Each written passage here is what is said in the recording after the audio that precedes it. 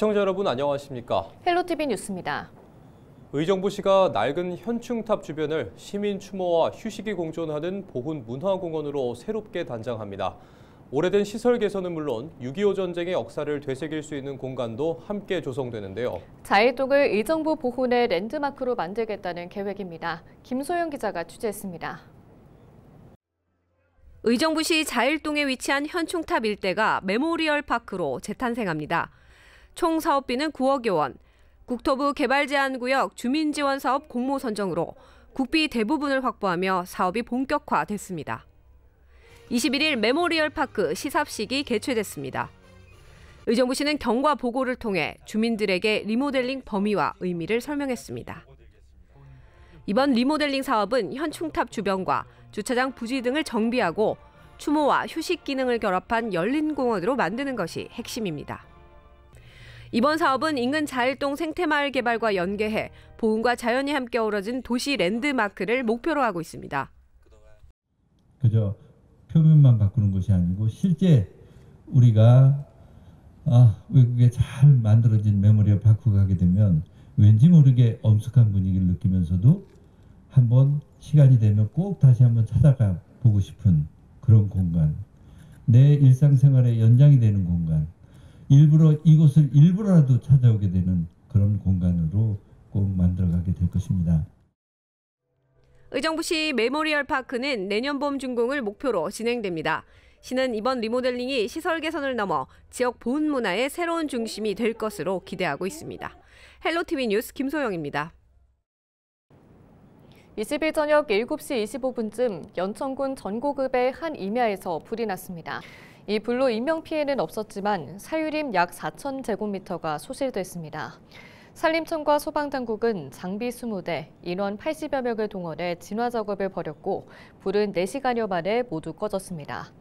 소방당국은 산 하부 가건물 전선에서 불이 시작된 것으로 보고 정확한 화재 원인을 조사하고 있습니다. 지난 20일 오전 7시 56분쯤 연천군 전고급 은대리 연천소방서 맞은편 도로에서 덤프트럭이 가로등 구조물을 들이받는 사고가 발생했습니다. 도로를 달리던 덤프트럭의 적재함이 통신선과 가로등 구조물에 걸리면서 가로등주가 차량으로 기울어지면서 도로를 가로막았습니다. 이 사고로 인명피해는 없었으며 소방당국은 자세한 사고 경위를 조사하고 있습니다.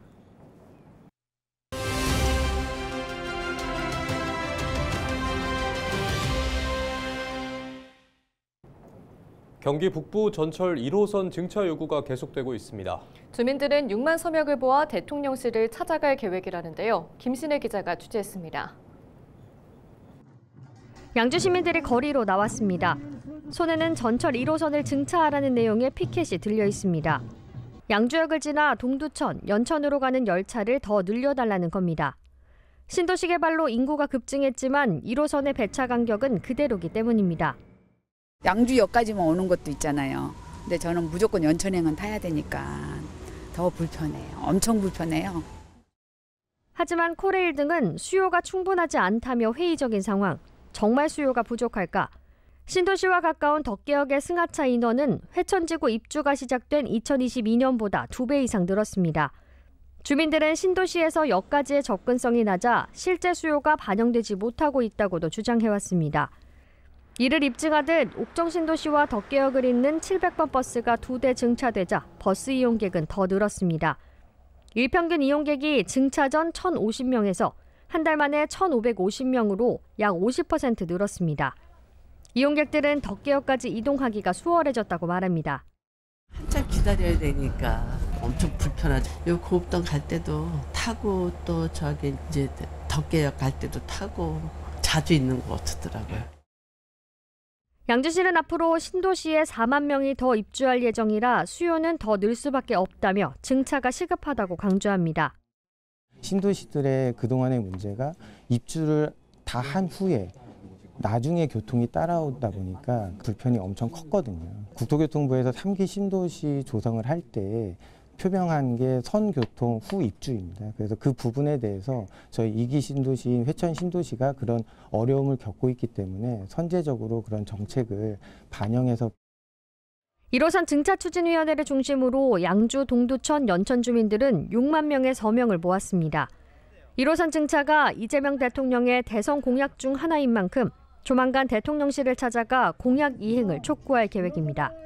헬로티비 뉴스 김신혜입니다.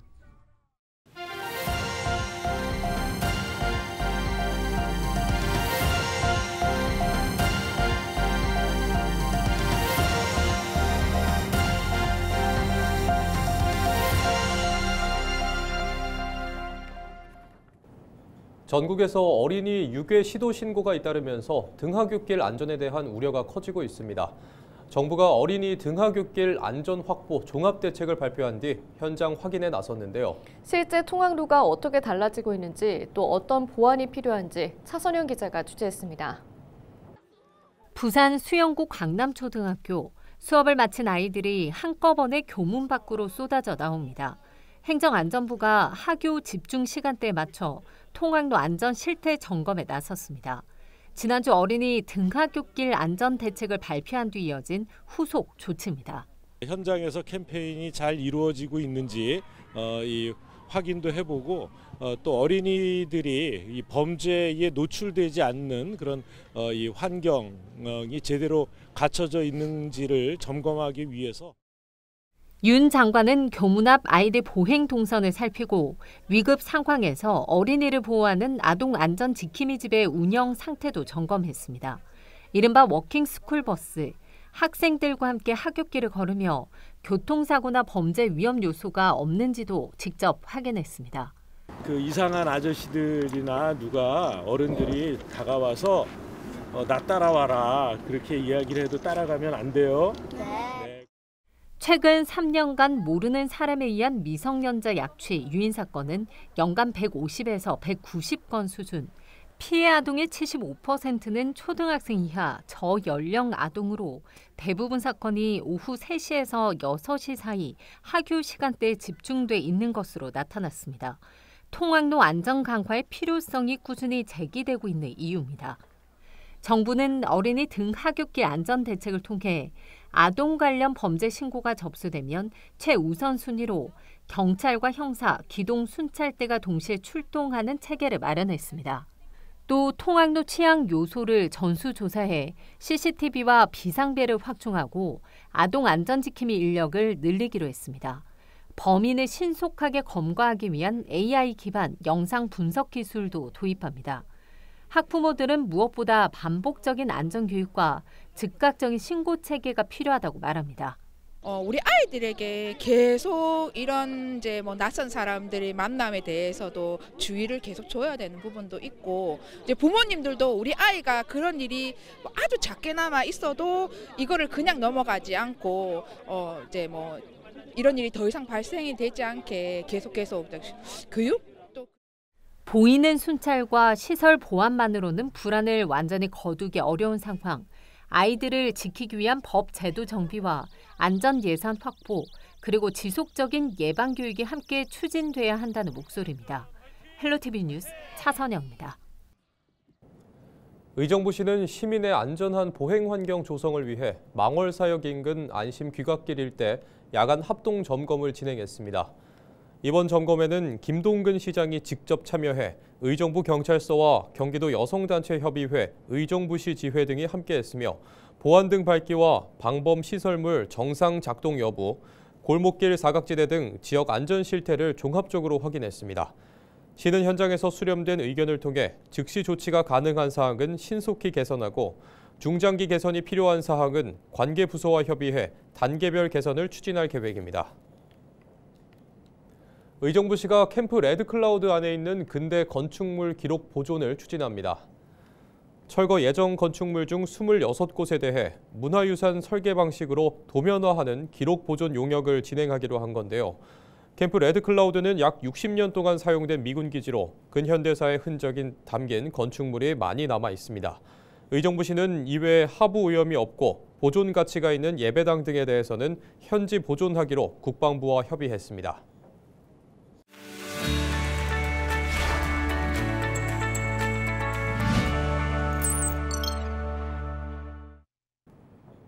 우리 지역 국회의원들의 한 주간 활동 상황을 살펴보는 국회는 지금입니다. 이재강 국회의원이 지난 18일 경기도청 북부청사에서 열린 경기북부 사법복지 서비스 향상 업무협약식에 참석했습니다. 협약 체결기관은 경기도와 법무부, 법원행정처, 그리고 의정부시인데요. 협약은 서울고등법원 의정부 원해재판부 신설과 의정부 지방법원 및 의정부 지방검찰청의 고산동 법조타운 이전 등을 주요 내용으로 하고 있습니다. 이 의원은 의정부는 전국 18개 지방법원 소재지 중 고등법원도 고법 원해재판부도 없는 유일한 지역이라며 이번 협약으로 사법체계 개혁을 주요 국정과제로 설정한 이재명 정부 임기 내에 실질적인 성과를 달성할 수 있는 행정적 기반이 마련됐다고 강조했습니다.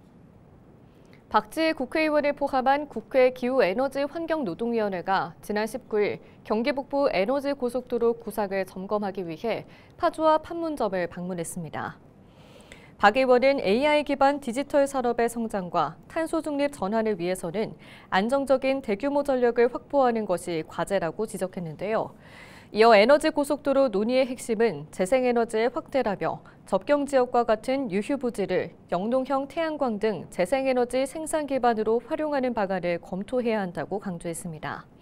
박 의원은 이 과정에는 환경성 평가와 안보적 고려 등 해결해야 할 과제가 많다며 현장의 목소리를 기반으로 균형 있는 해법을 찾기 위해 깊이 살펴보겠다고 덧붙였습니다. 정성호 법무부 장관이 최근 론스타 국제투자 분쟁 취소 신청 사건에서 한국 정부가 승소한 것과 관련해 한동훈 전 국민의힘 대표를 치켜 세웠습니다. 정 장관은 지난 20일 자신의 SNS를 통해 이 사건 중재 취소 신청을 할 때 승소 가능성이 매우 낮은데 왜 많은 비용을 들여가며 취소 신청을 하느냐는 주장도 있었다며 그러나 당시 한동훈 법무부 장관은 가능성을 믿고 취소 신청을 결정했고 이는 잘한 일이라고 밝혔습니다.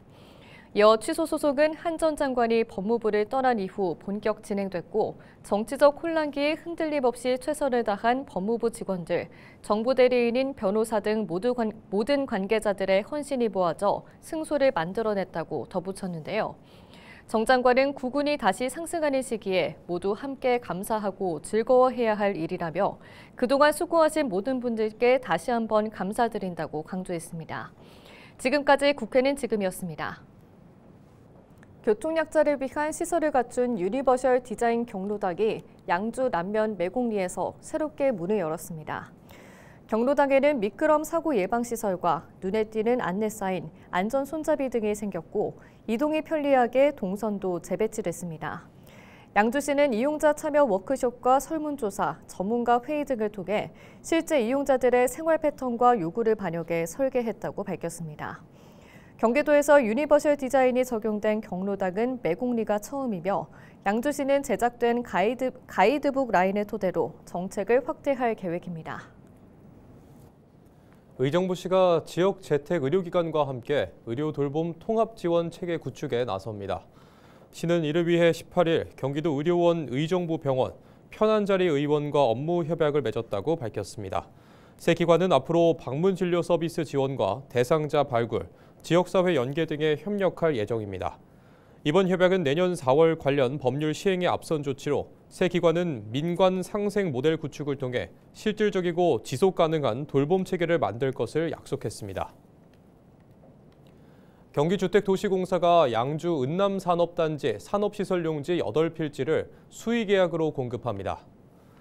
입주 가능 제조업종은 식료품과 섬유제품, 고무와 플라스틱, 금속 가공제품과 기타 기계장비이며 공급 단가는 추정 조성 원가로 3.3제곱미터에 199만 7천 원입니다. 양주시는 입주기업의 부지 매입비 10%를 지원할 예정이며 신청은 12월 2일 오전 10시부터 선착순으로 가능합니다.